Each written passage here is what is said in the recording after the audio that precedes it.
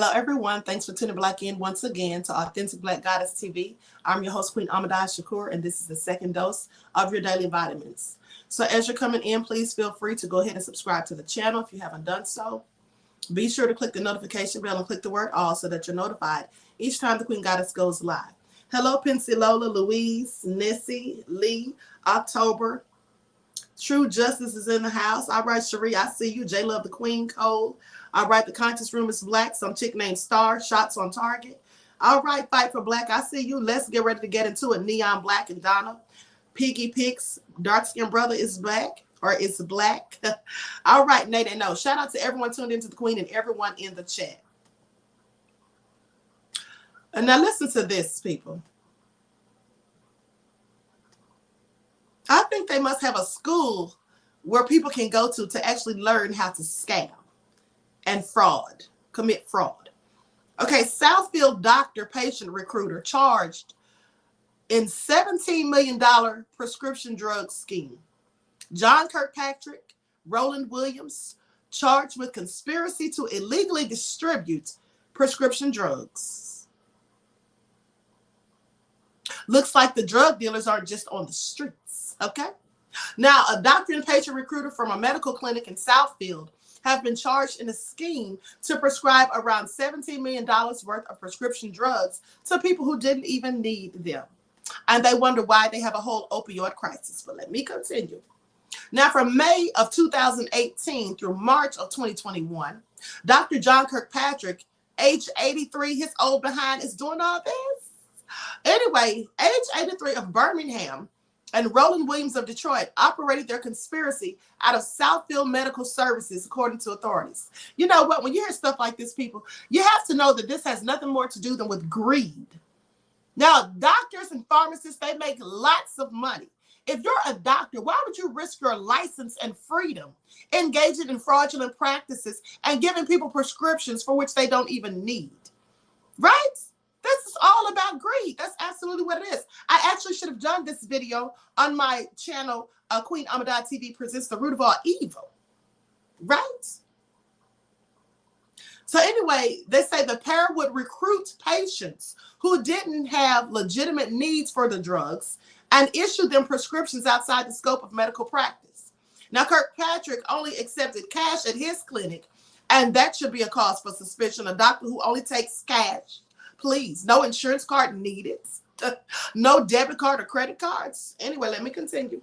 So I'm sure he did take insurance, but I guess only took cash for the prescriptions. But anyway, Kirkpatrick only accepted cash at his clinic and utilized the location to prescribe oxycodone and oxymorphone, two of the most addictive and diverted opioids, according to authorities. Both have a significant street value, police say. Let me tell you something that's interesting. When Donald Trump was in office, if you all may recall, Donald Trump was so upset and dismayed about the opioid crisis that he said that the people who are dealing these drugs should get the death penalty.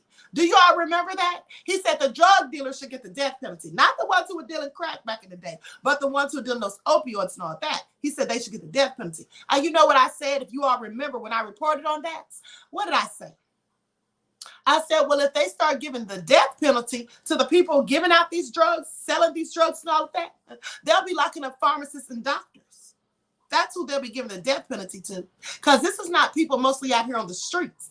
These are medications that you usually can get prescribed. Okay? Please. So anyway, and I'm not saying you can't buy them on the street, because of course you can.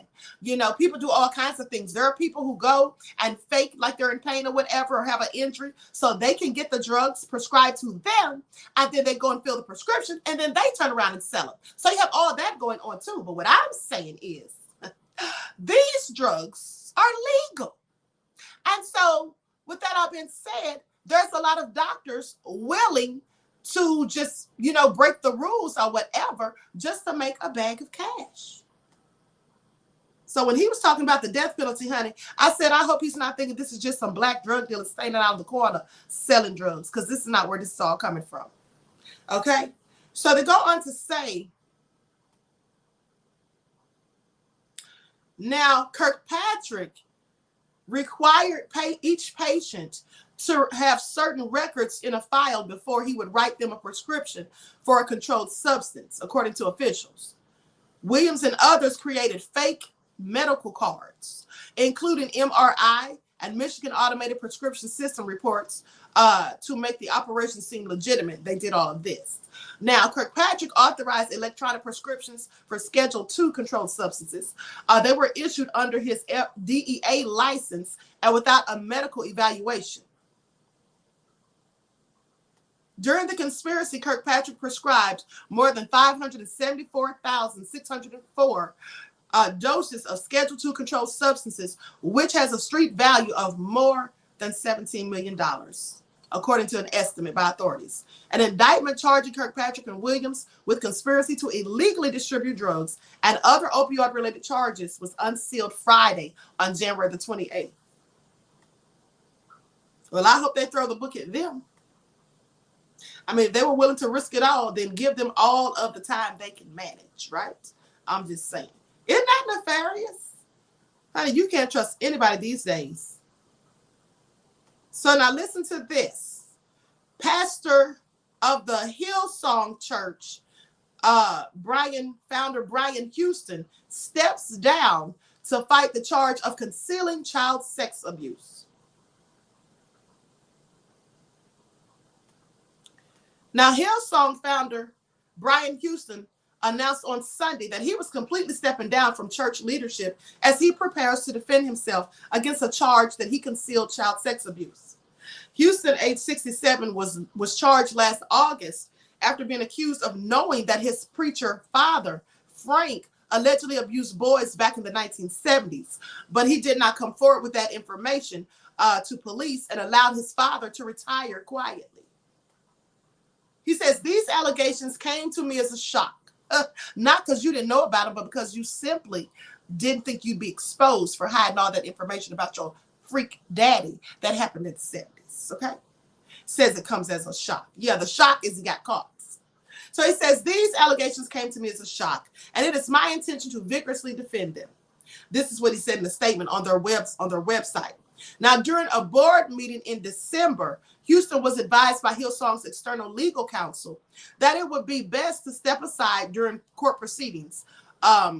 This is what he said in the statement. His counsel told him that.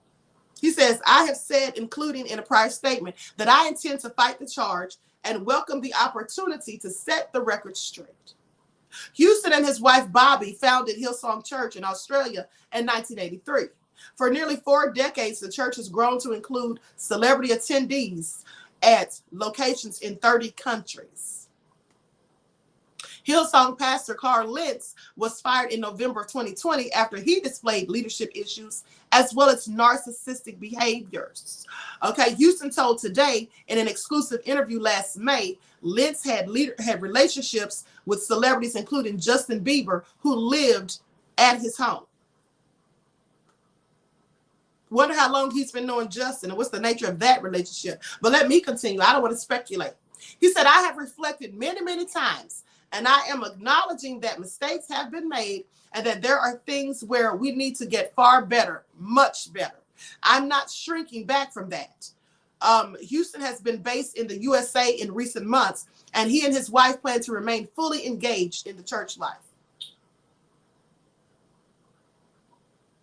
Well, let's see how he talks his way out of that. I'm going to share my screen.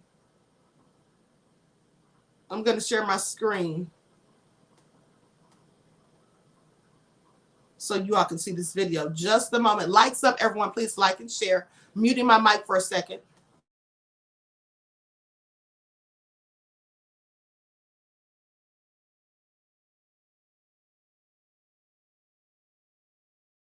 We are in this together. I'm really talking about unity.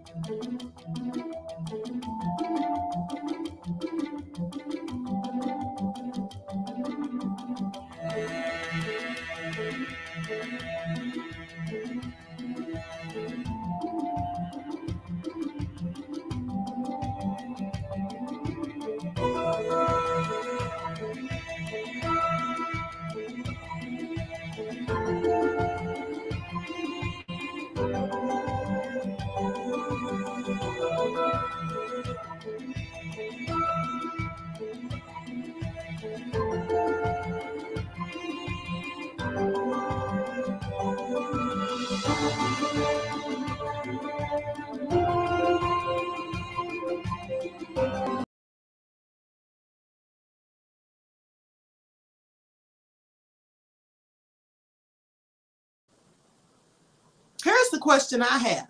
Now, the pastor, Brian Houston, said that he was going to vigorously fight this and that it took him by surprise. But pay attention. If you saw that video, if you watched that and were reading what it said that he found out about the allegations against his father like over 20 years ago. Over 20 years ago, which means he knew. But it also said that he had spoken about it or whatever. Really? He'd spoken about that? If he'd spoken about it, how would they now be accusing him of hiding it? Pay attention. Also, they say the 7-year-old victim that his father supposedly did this to, and between 1969 and 1970, they said that the father tried to bribe him, according to the victim, that the father tried to bribe him with $10,000. And then they said that a check from Brian Houston himself was sent in the mail, signed by him himself. So I'm sorry. What are you fighting besides the truth? I'm just saying. That's what it looks like to me. That's what it looks like to me, because it looks like he absolutely did what he's been accused of. I don't think he went up in that church and was telling everybody about his father, please. Okay? Betel said, that made my head hurt with that lie selling. Okay? I'm just saying, right? Kiki said the church money. Absolutely. Pincilola says, these diabolical devils, they think they're going to live forever. Bree says, so his dad was a pedo, but he paid the victim by giving him the check. What's there to fight? That's exactly my point. What is he going to do, honey? Just sit down and take what's coming for you. Okay? Because you've been caught out there in cold busting. Now listen to this. These two nefarious people, I don't know which one of you all's aunties and uncle this is, but it says 2 AME Zion pastors face up to 20 years in prison for pimping the pulpit and the federal government. I know they are not using that term pulpit pimp. I do believe I coined it, right? But at the end of the day, listen to this now. It says 2 pastors, and they're black. 2 pastors face 20 years in prison after defrauding the government of $14 million worth of loans.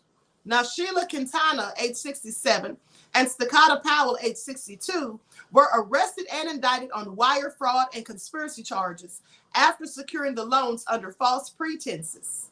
Now, they say the mendacious pastors, who were leaders of the African Methodist Episcopal Zion Church, also known as AME Zion, served as officers of the governing Episcopal district churches in the western part of California, or Western Episcopal District, known as WED. Authorities claim that the 2 heathens, they didn't call them heathens, did they? Authorities claim that the 2 heathens built the federal government out of $14 million by seizing control over various temples and using the churches to access the funds that only benefited them. Now, Quintana and Powell scammed the government from October of 2016 to July of 2021. The courts made records public on January the 25th. Now, the LA Times reported that the prosecutor released a statement regarding the egregious act. Let me go to these comments because you all are something else. Louise said, disgracing the legacy of AME. Vince I Am said, heathens. Okay. BTL said, that's my mom's church denomination. Oh, I thought you were about to say that's your mom's church, honey. Okay. Original Copper American has said, they all full of shites. Well, you know, it's so funny that this is all coming out, right? Because I just talked to you all just days ago about the pulpit pimps and about the ones who act like Peter Popoff, talking about, oh, they can do this, that, and the third, and they're prophetic, and all you need to do is sow a seed, just like Peter Popoff, talking about that spring water, and then having fake testimonials and all that posted, just like he does. Honey, I have told y'all about this. People out here running the whole scams, okay? Be careful when you go to church, because guess what? The devil, Satan himself, could be sitting on the front row in the pew or up there in the pulpit, and that's just facts. Okay. Amanda said Lucifer and his crew are notorious and nefarious, beloved. Okay. Papa Soul Searcher said, get out of the churches. They seem like salvation on the surface. You got that right. Okay. Martina said religions fraudulently. Some people be scamming. See, here's the thing. A lot of people who scam and con and are clearly fraudulent, right? Especially those who've been to prison for it. Because I told you, once they get out or while they're in prison, all they do is sit there and study and try to figure out how they can do legal scams that they can't get arrested for when they get out. So at the end of the day, the thing is this. A lot of these scammers, they absolutely target Christians, religious people. That's why you'll see them often trying to get you to refer religious people to them, right? If you have religious friends and family, send them to me. This is because they know that religious people very often, not all religious people, but some, very often are more susceptible to these things, falling victim to these scams and frauds because they go out on faith, right? And then they have they're more gullible and easier to seduce into these things because of their kind nature, all right, and of their giving spirit very often. So these people know that these cons and thugs and scammers and all that stuff, they look for these type of people, especially they look for Black Christians. That's what they do, all right? So you have to be leery of those things. So they go on to say the LA Times reported that the prosecutor released a statement regarding the egregious act, saying that the indictment alleges that Powell and Quintana conspired to defraud AME Zion Church congregation in Oakland, San Jose, Palo Alto, and Los Angeles by redeeding the local congregation's properties in the name of WED Incorporated. So they redeeded the properties. Now, Powell, who was a bishop in the church, was charged with 1 count of mail fraud. I want y'all to pay attention. Listen close, people.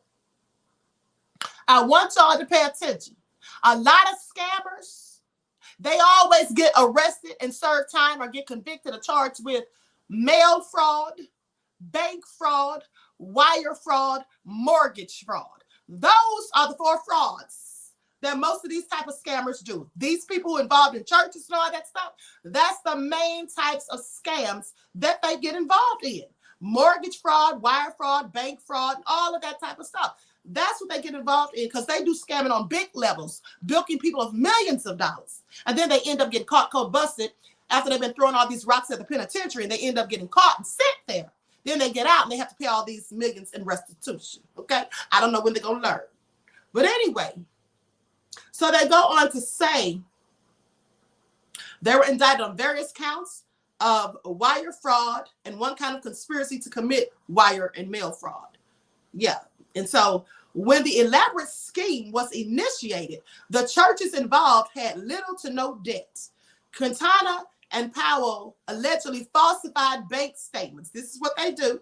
Left out pertinent information and created fraudulent documents to prove that the congregation agreed to the new mortgages.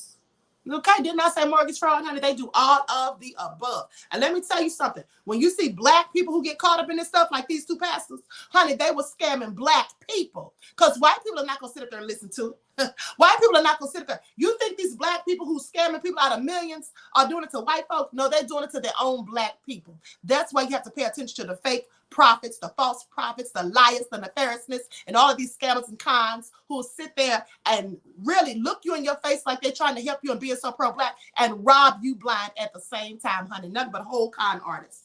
Now, they say the terms of the mortgages had astoundingly high interest rates, and the pair used the church building as collateral. Now, proceeds from the mortgages went to Quintana and Powell for their own benefits. Quintana fronted the money to her husband. That's another thing they do, honey. These people that get involved in this, they always have their spouses involved 9 times out of 10. See, what they end up doing is once they buy up these properties or they do so much fraud and stuff, and then they can't get any more properties in their name, maybe because of their credit or whatever, then they start getting the spouse to start putting stuff in their name. When they get caught and cold busted, well, the spouse goes to prison right along with them. All right, pay attention. Now, she fronted the money to her husband while Powell used the cash to buy properties in North Carolina. He also paid for an existing mortgage. The shyster scheme unraveled in 2019 when the loans on the churches began to default. And that's how they get caught. Let me just explain it to you. Having knowledge of real estate. Okay, so Here's how they used to get busted. So they go out here and they do this fraudulent mortgage loans and all of that stuff, having houses appraised for far more than they're actually worth. Let's just say if a house is worth $200,000, they'll get an appraiser to come in and lie and say, oh, it's worth $350,000. So they have a whole $150,000 more. What then ends up happening is, of course, it's going to be a high mortgage, right? And they usually get someone to put that home in their name. They usually pay this person, maybe offer them $10,000 just to use their credit and put it in their name. Or like I said, they get their spouse or someone they're dealing with to do it.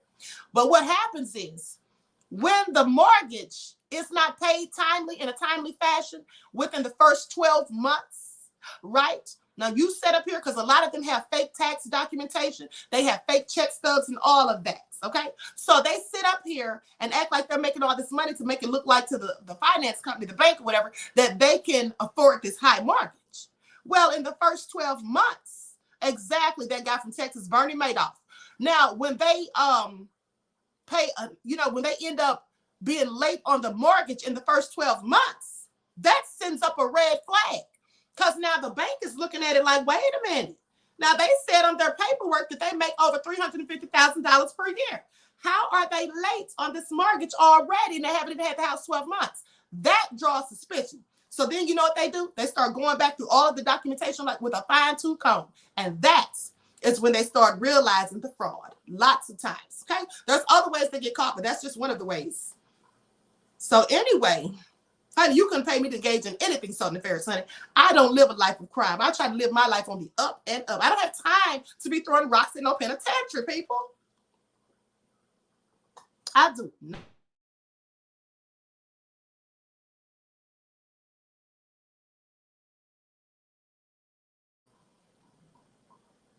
So with that all being said, by mid-2020, all of the hard money loans were in default.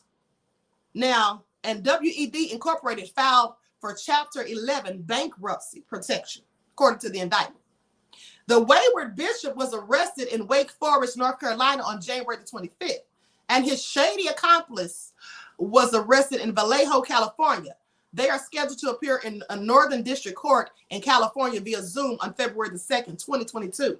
Now, that's just in a couple of days, honey. So the Reverend Kalama Smith, the pastor of the University AME Zion, said, we are grateful to the Federal Bureau of Investigation for bringing this case forward. We are grateful that somebody heard our cry and started moving on that. And we are grateful for those in the community who knew and supported us. So let me tell y'all something. When people like this get caught, I want y'all to pay attention. When people like this get caught, these church folk especially, who out here pulpit pimping and scamming black people that look just like them, and they bilk people for millions of dollars and do all kinds of cons, when they get busted, the first thing they try to say is the feds set them up. Well, I'm going to tell you like this. The feds do set them up. Once the feds get wind from the bank that they're doing something shady, i.e. mortgage fraud, bank fraud, wire fraud, mail fraud, and all of the above, well, the feds start setting them up. They start investigating them. And there is something you should pay attention to. When the feds come, they already have the goods on you. They already have the goods on you, okay? They've already been investigating you for at least 2 to 3 years. So, honey, they're going to come correct. So when they come, they already got you signed, sealed, and delivered. And as far as the feds setting up people, the feds set up people like Dr. King, Malcolm X, Huey P. Newton. Unless you're a real pro-black revolutionary who made some significant change in the black community and you're an icon, I don't think the feds is looking at you, okay? Please miss me with it. But with that all being said, let me move on to the next story. Everyone, please get those likes up. Please like and share. Okay, please like and share. And now, you all are so crazy. Hold on, let me read some of these comments. Omar said they done these pastors because they're not effective no more. Broken tools. They're done with them. Fight for Black said, preach queen, it is always someone else. Absolutely. They always got someone else to blame. King Lejean said, please miss me with it. Absolutely, beloved. Dan said, Creflo Penny. Not Creflo Penny, right? So anyway, that's just also crazy. Honey says, yes, and they wait till you're deep in doo-doo before they get you. Exactly. They let you keep on doing it. So you can say that they set you up. They didn't set you up as in framing you, because here's the thing I want y'all to pay attention to. You know, when I did my internship when I was in college, I actually worked for a real estate attorney for my internship. And, you know, one of the things is, how do you frame someone for mortgage fraud and wire fraud and bank fraud? Honey, here's the thing. Mortgage fraud, that means you were at that closing, okay? You were sitting there at that closing. You signed the paperwork, okay? You signed that paperwork. So at the end of the day, and you likely are the one who paid that appraisal to lie and inflate the value of the house, all right? You likely the one who set up the person who was going to get the house in their name if you didn't get it in your own name yourself. You did all of that or some of it. So at the end of the day, honey, ain't nobody setting you up for no mortgage fraud. If you get busted for that, honey, you did it, because your name has to be on those documents. Okay, nobody can fraudulently do that to frame you. You had to be sitting right there at that closing with the real estate attorney and all parties involved. So miss me with it. I'm just saying, honey, people love to lie and act like they didn't do certain things when they absolutely did. And pay attention, because these two Black pastors sadly did this to their own congregation. Black people like them. That's why they're pulpit pimps. All right, and Black people, I tell y'all continuously, be careful. Shaw says if the feds can't infiltrate you, they take you down. Absolutely. And they would only need to infiltrate you if you were threats to this country, like the Black Panther Party, right? Absolutely. Other than that, some people try to give themselves too much clout. All right. So anyway, with that all being said, I don't have time for another story on this live, because I'm going directly to the original Queen QueenAShakur channel. We got to talk about Tisha Campbell said she almost got snatched up. Okay, so everyone, please like and share, subscribe to the channel if you haven't done so. Please be sure to click the notification bell and click the word all so that you're notified each time I go live. And also, don't forget to follow me on Instagram at QueenAShakur. You can follow the QueenAShakur fan page. And also, you can find me on Twitter at DGoddess27. I hope to see you in the next chat starting in 4 minutes, all right, on the original QueenAShakur show. Peace.